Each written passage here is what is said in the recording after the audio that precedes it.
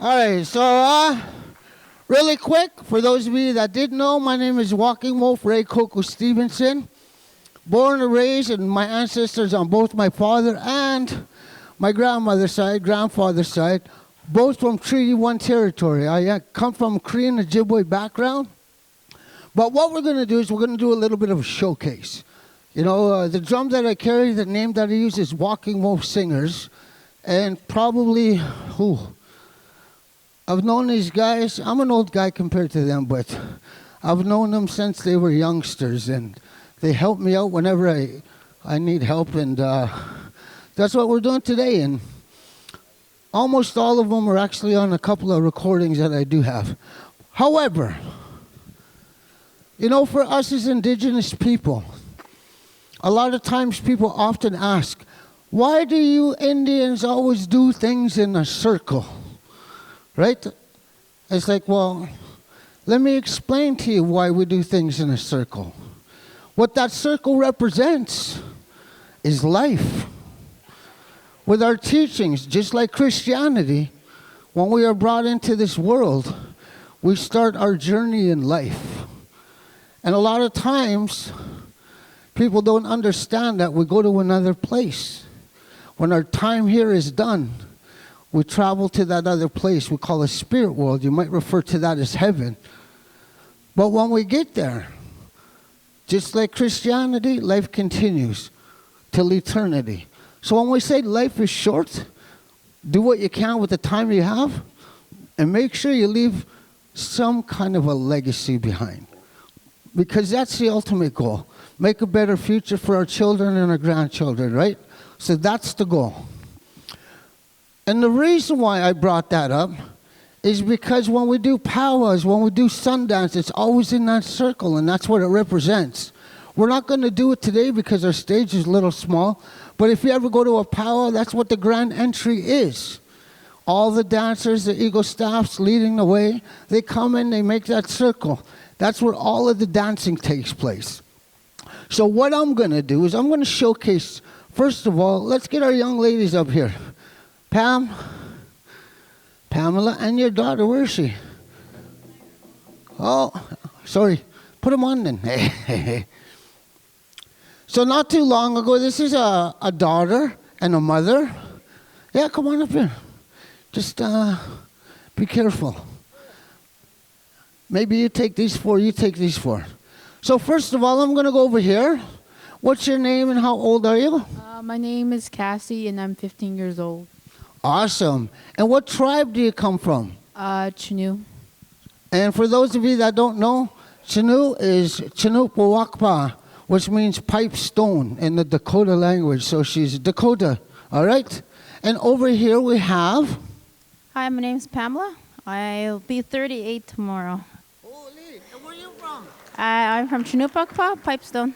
All right, so this is a mother and daughter. You know, one of the newest styles of dance that we have in a powwow circle today is what we call the fancy shawl style dance. And somewhere around Crow Agency area, there was a group of young ladies, and they created this dance. And if you ever go to Crow Fair, you're going to notice in Grand Entry, they have women wearing headdresses leading that Grand Entry. And that Grand Entry is to be able to acknowledge the warriors that were out there. So without further ado, ladies and gentlemen, this is just a showcase. Very short and sweet, just kind of like me. Hey. Let's have a nice big round of applause for our fancy shawl style dancers. Yeah.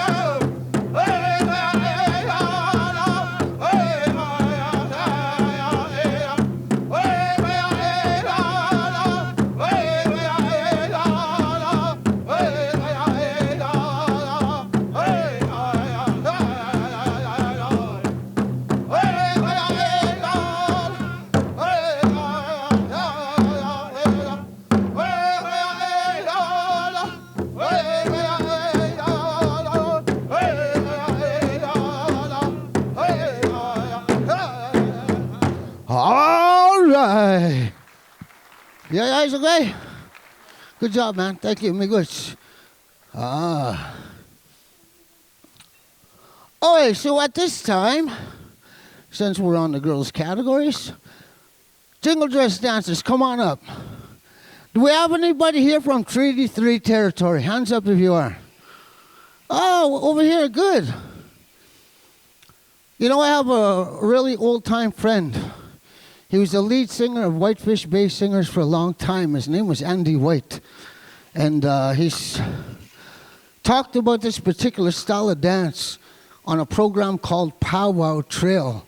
There was a gentleman by the name of Boy Ladd on APTN when it first started. Probably about 25, 30 years ago, I don't know. But anyway, he talked about this particular style of dance. And when he talked about the style of dance, he talked about how it came to be. And how it actually came to be. There was this young lady. She was very sick. She was very ill. Nobody could identify, therefore they couldn't cure the sickness that she had. But it was her grandfather who had a dream. And in that dream, he was given a vision of a dress similar to this. Not as fancy, but similar. He was instructed to get that dress made. And if he was to get that dress made and sing certain songs and have ceremony, that sickness, his granddaughter, would go away. So he followed the instructions right down to the exact last thing he had to do. When that young lady was sick, she needed to be helped. She couldn't even walk. But by the time that was done and that ceremony was complete, she was dancing on her own and completely healed. It's only been about 33, 34 years ago that she passed away. She went by the name of Maggie White from Whitefish Bay, Ontario. Now, there is another American story down south, but you know, that was Andy's mom. So I have a tendency to tell the story that he told everybody all across TV Nation. So again, this is what we call a jingle style dance. And this young lady, they don't like it when I do this, but you know what they need to do? Come here. What's your name and how old are you? My name is Jaden and I'm 16 years old. Jaden, 16 years old. All right, let's give our jingle dress style dancer a nice big round of applause. And since it comes from Treaty 3, here's a classic Whitefish Bay tune.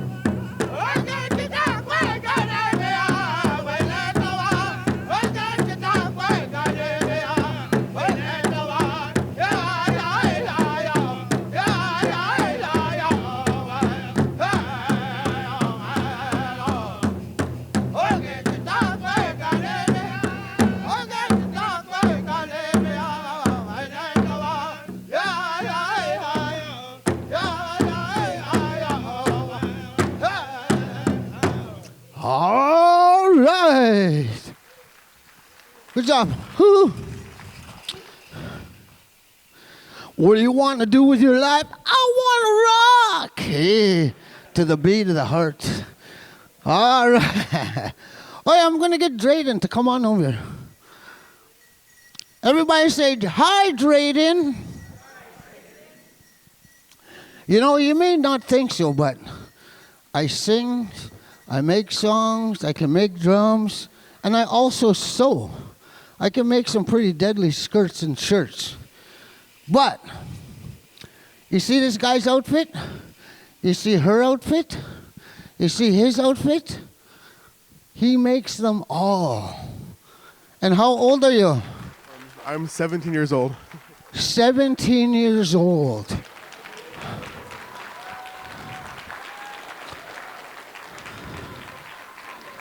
One thing I didn't mention is that their parents come from a Pasquia Christian. Hey.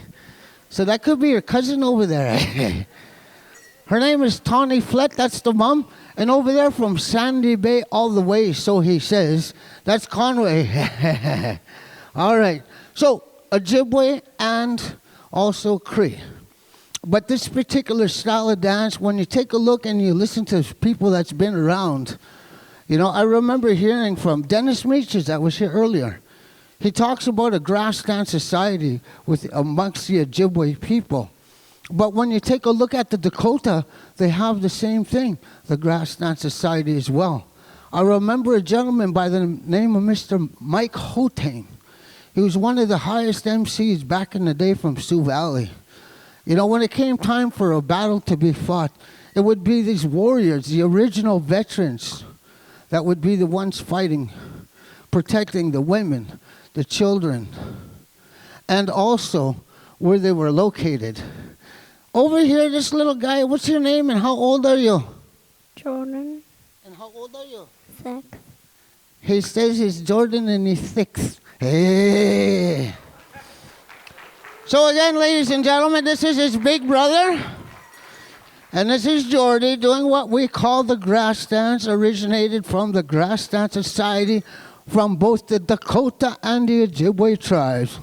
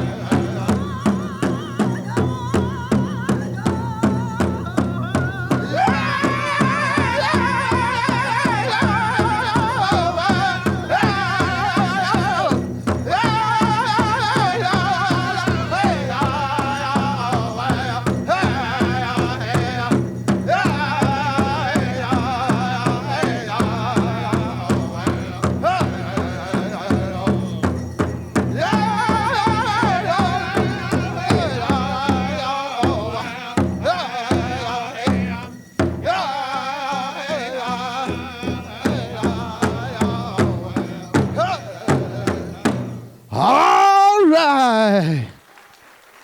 Good job, Jordy. High five. Yay. Good job, Dre. Okay, Tawny, a stump. If you're a Ojibwe, you're like your husband, Ambe Oma. Hey,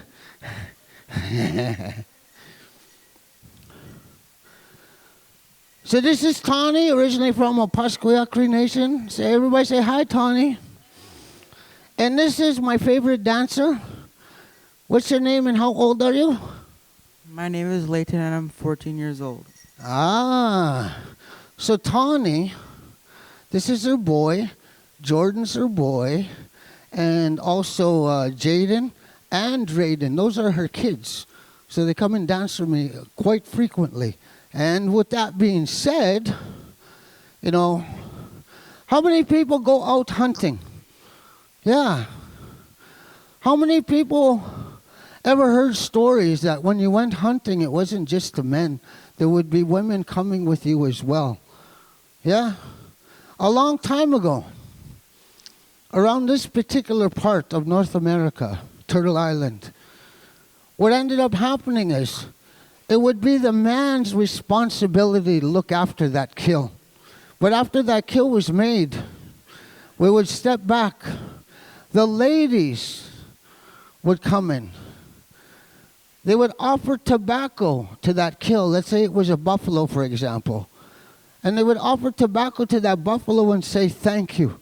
Thank you for giving up your life so that my family could live ours. That buffalo alone gave us food, shelter, clothing, tools, but to this day we still use buffalo skulls in sacred ceremonies, which most of you, if not some of you, might know. And the reason why I say that is when you notice a woman's traditional dancer on a powwow circle, she has a belt. Normally she'll have a big knife that goes here, and then on this side she'll have a pouch. And that's where those medicines would go.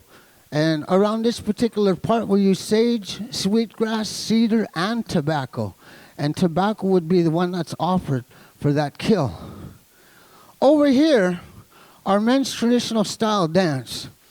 You know, before we had Jingle, we always had women's traditional. So that's the oldest style of dance.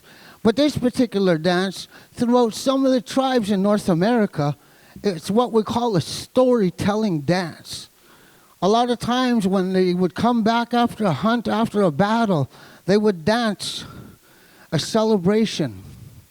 Sometimes they would be celebrating after a battle their fellow loved ones making that journey to that place.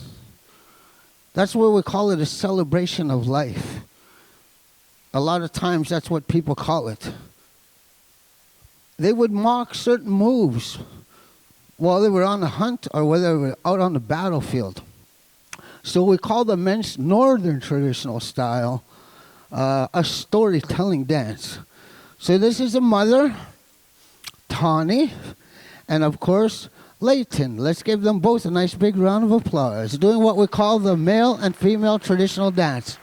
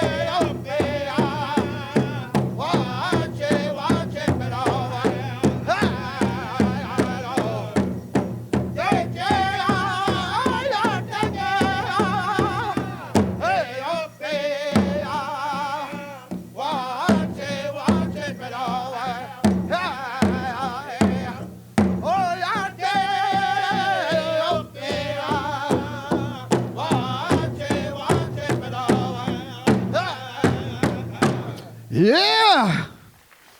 Good job, Leighton. Hey, go say.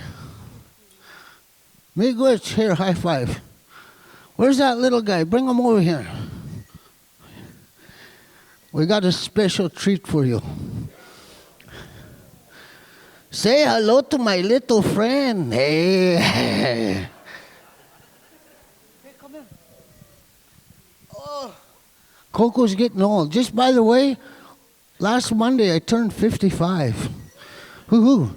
I officially get my coffee as a senior citizen at McDonald's. Woohoo. Okay, enough of me. What about you? What's your name? Kyrie, Kyrie. Oh, and how old are you? 5. Oh, boy. And what do you dance? My dance fancy. Ah, isn't that cute?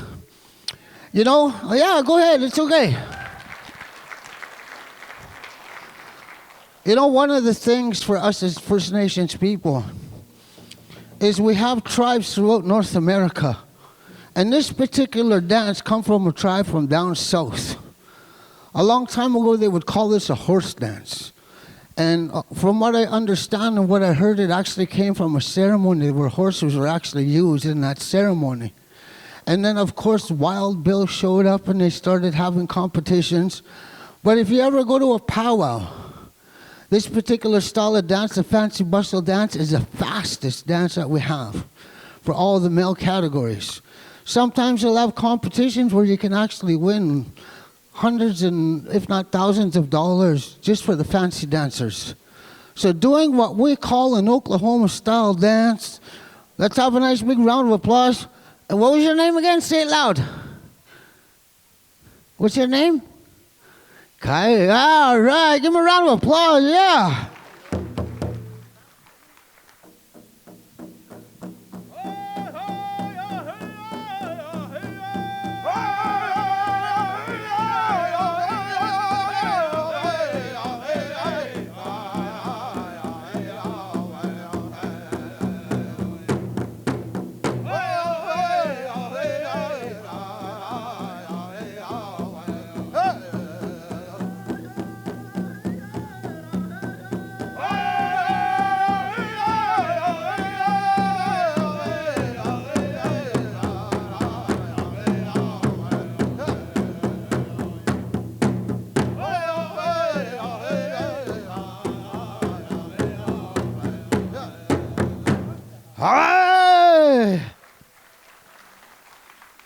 So again, for us as First Nations people, one of the things that non-First Nations people don't understand is what we call Indian time.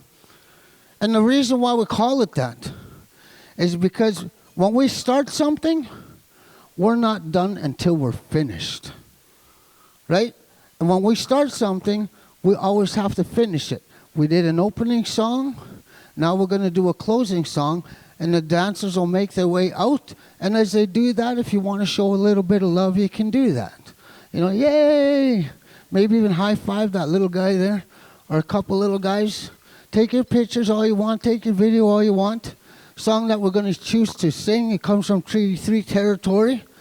And what it says, this is the way that we walk. And it's quite often used. So again, this will be our final song.